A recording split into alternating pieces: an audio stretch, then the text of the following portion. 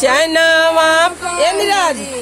दुल्हा घूरे ढाबाया गाना ना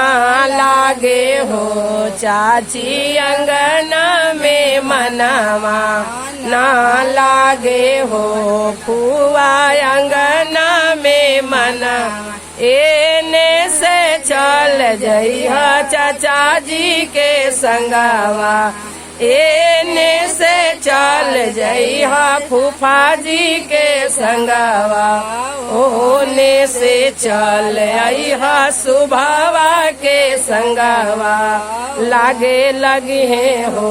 बाबू अंगना में मनवा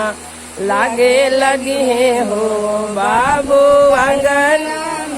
घड़िया पहिरे दुल्हा घूरे ढाबाया गना चनवा पहिरे दुल्हा घूरे ढाबाया गना ना लागे हो दीदी को घरावा में मनावा ना लागे हो भाभी को हबर में मनावा एने से चल जइहा भैया जी के संगवा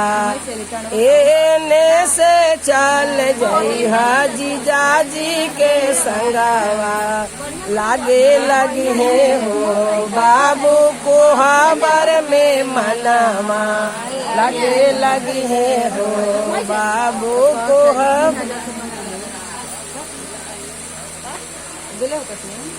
कम के हम लाइट कब हो जाता है हमरा का किसे बात हमारे